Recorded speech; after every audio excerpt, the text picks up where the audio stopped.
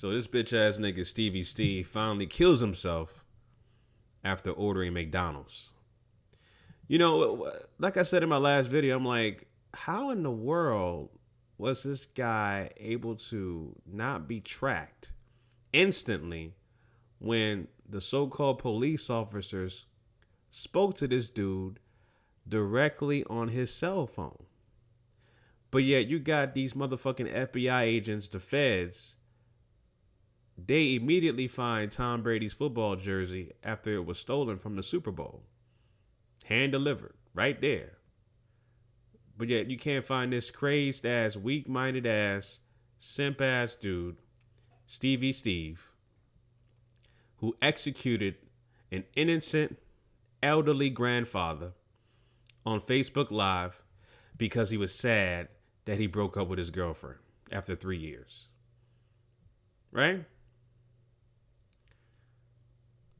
You know, like I said, the dominant white society, if they want to find something, they'll find it yesterday. So apparently, it took a guy to go to McDonald's because he was hungry. An employee spotted him ordering some from this article I'm reading. It says he ordered 20 chicken McNuggets and large fries for $5.35. And then they said a female employee recognized Stevens when he came up to the window. Then she confirmed with other workers that it was him, according to the police, and Tom DeCharm, who owns the McDonald's franchise. All right. All this happened in Erie, Pennsylvania. So it took McDonald's, him actually, the actual bottleneck was him willingly going to McDonald's. Someone spotted him. I mean, meanwhile, this guy was driving around in broad daylight. His face, he's all over the news, all over social media, all over TV. They have a description of his vehicle. They know what he looks like. He didn't change his description, didn't change his vehicle at all. He's driving around in public. Are people oblivious?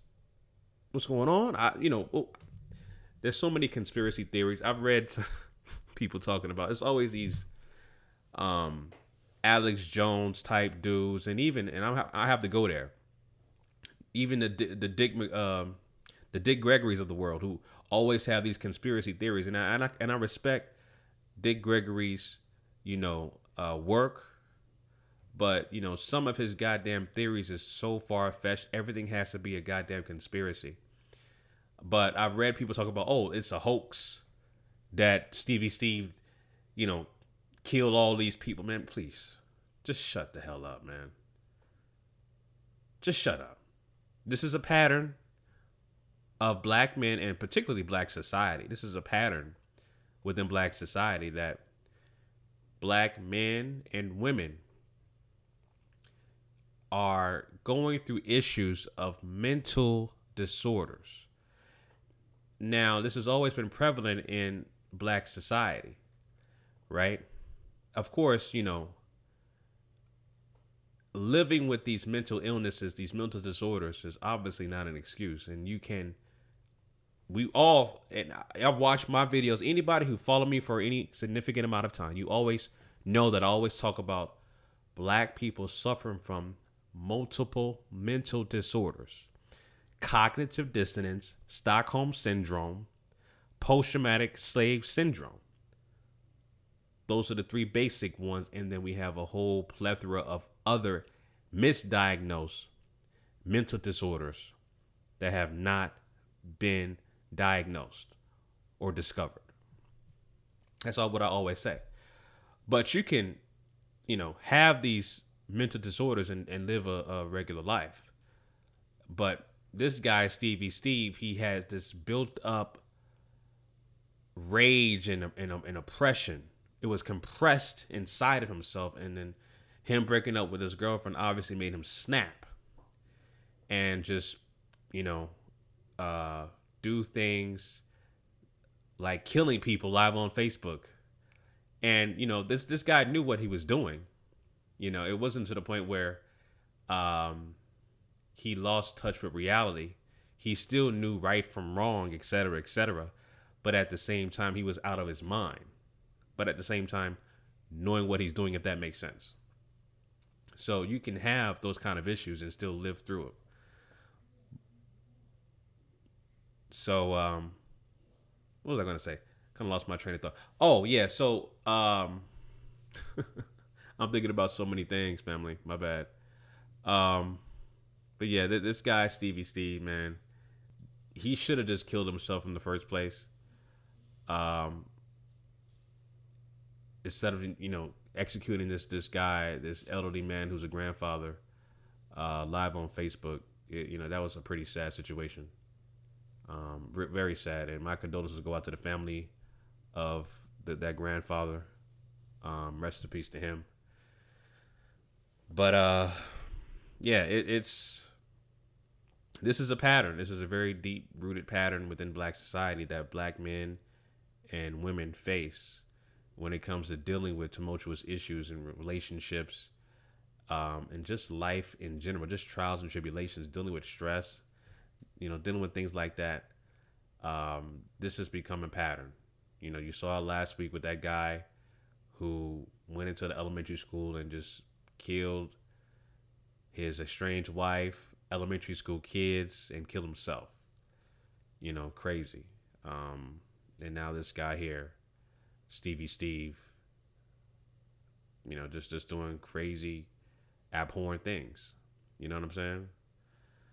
So for me, I'm glad that he's not in this world anymore. He departed. He's deceased.